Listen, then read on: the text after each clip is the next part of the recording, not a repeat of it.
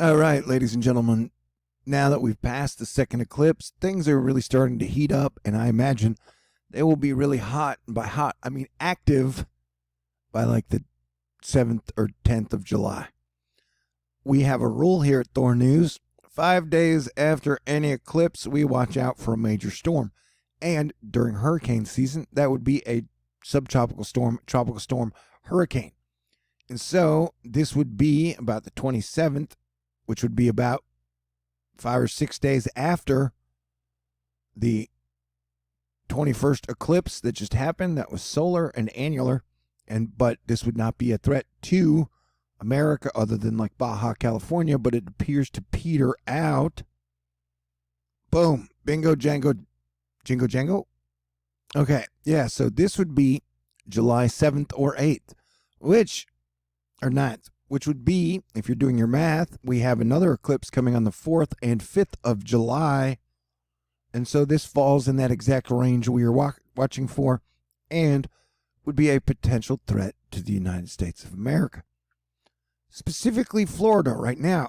And people may make fun of the GFS, and there are people out there like, never show anything past 5 days in the GFS. You will give grandmas heart attacks. But Asteroid Fight Club is much stronger than that. So we are watching now. We've got quadruple orange lookouts on the board for Baja and the Pacific side, and this orange goober off the northeast coast.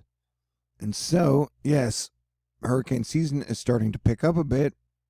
Atmospheric defense will still be fighting hard to prevent activity like this big giant wave of Saharan dust will prevent any activity pretty much over the next week.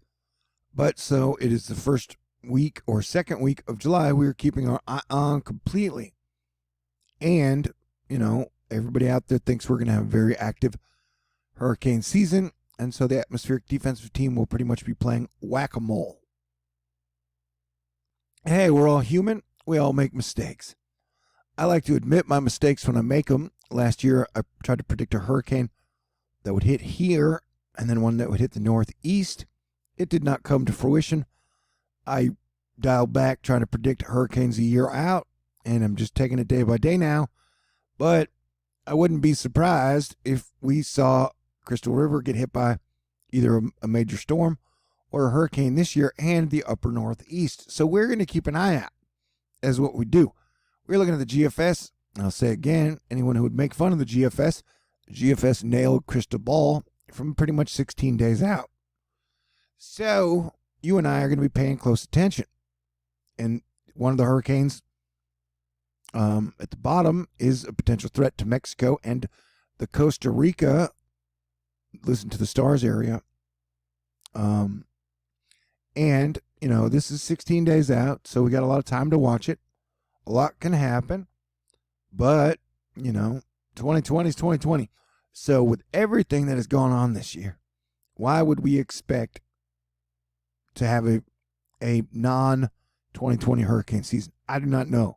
Pretty much the universe is throwing every problem and challenge in the book at us, and so it's best to be prepared for just about a little bit of everything. This now, the models have it hitting is like borderline tropical storm, category 1 hurricane. We'll have to continue to watch. A lot can happen, but it is right after the third and final eclipse, and that will probably kick off our hurricane season for reals.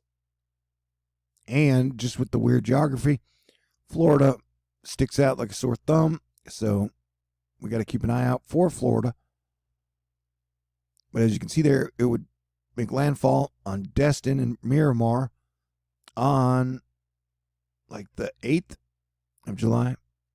And so everybody get ready. Get mentally, physically, and spiritually prepared to deal with the pretty wild hurricane season. And at least I don't have to convince 40% of the people that hurricanes are hoaxes or that it's some, but I don't know. You'll get the people, if we start to get hurricanes, they'll be like, it's geoengineering. That hurricanes did not exist until smartphones. Anywho, technically I'm in a bad mood. This is not the 2020 I was hoping for. and we have not collectively responded to all the challenges well together. It's like everybody's trying to be like, when do we get back to go back to normal? When do we get go back to normal? When do we get? It's like we're never going back to normal, man. Never. All right, so look at it, but look at this front here.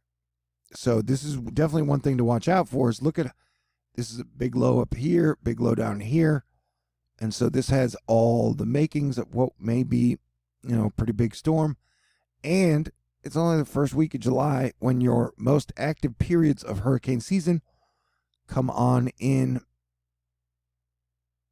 usually August and September. So we've already seen quite a bit of activity before now. And so just everybody get ready, my friends. It was bad Leroy Brown. He was the baddest cat in the whole dang town. So you can see one of our storms going up into the Baja region. And then we get another one going up into Costa Rica. And then we get our storm that passes by Cuba and reforms and then makes it going into Destin, Miramar, Florida. The Panhandle is what they call it. And then you get some snow way up in the Arctic. So rejoice, snoweenies. But yeah, so, all right, here we go. But yeah, I would definitely be ready. And, there are a lot of signs out there in the MJO and a lot of other indicators that, after the first week of July, things could be getting kind of hectic. Getting kind of hectic. All right, I'm in a bad mood. I'm going to cheer up, though. I always do. So everybody stay cool and, just be ready for hurricane season. Get whatever preparations in place you can now. But yeah, we'll probably be going back into some form of a lockdown. So how to deal with a pandemic and a hurricane evacuation, that'll be just a whole nother ball game. So stay cool if you can, man. I realize a lot of people never learned how, but it's never too late. All right.